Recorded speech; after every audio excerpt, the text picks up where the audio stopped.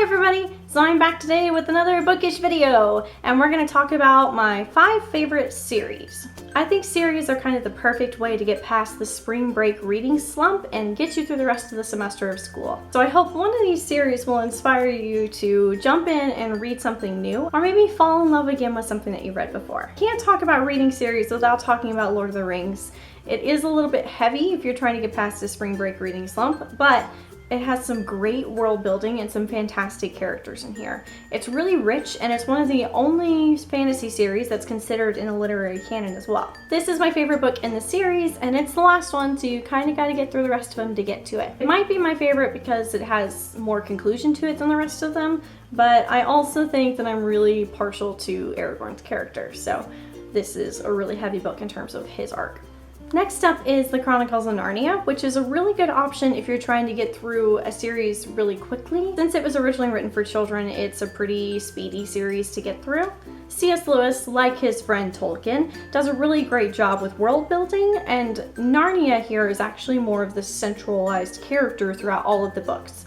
It's the only thing that's really consistent for every one of them is the idea of Aslan and Narnia.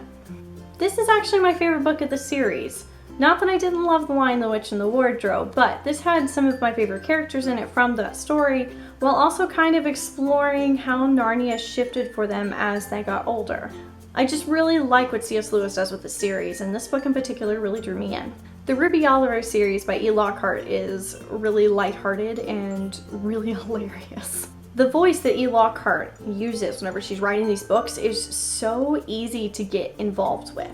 It feels really genuine, and everything that Ruby Oliver is suddenly overcome with in terms of drama or issues or friends or anything else involving her teenage life becomes something that you just deeply and inherently care about. E. Lockhart's that good. This is actually the first one in the series, and it might be my favorite since E. Lockhart sets everything up so well. I feel like including the Stephanie Perkins series is a little bit of a cheat since it's not a series in the same traditional way that the rest of these are. They do have a lot of characters that overlap from novel to novel, but it's not really a progression of just the 2 characters that you begin with, which is Anna and Atene, whose name I probably just mispronounced. Stephanie Perkins writes in a way that's absolutely gorgeous and real. And the drumroll moment that Ted refers to in How I Met Your Mother, Stephanie Perkins has that perfected. If you don't understand all of the kind of hormones and angst and the kind of yearning you can feel for another person, especially when you're a teenager and all of it is so new and so big, Stephanie Perkins will make you know that feeling. It's no secret that this is my favorite of the series. I think because I really love cricket. I just really, really do. But any of them in the series are really great. And again, since it's not a series in the same progression that you would think, you can really start with any of them that you want to and delve into the other stories as you feel the need. I can't talk about my favorite series without talking about Harry Potter, and I know that nobody is surprised by that. And nobody is surprised that this is my favorite one in the series.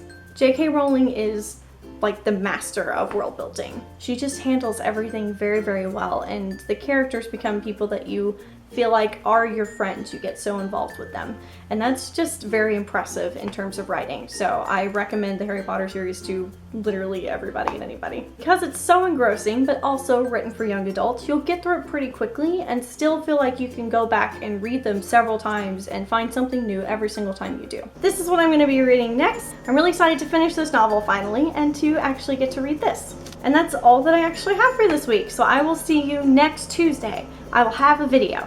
And until then, I hope you have a really great week. Bye!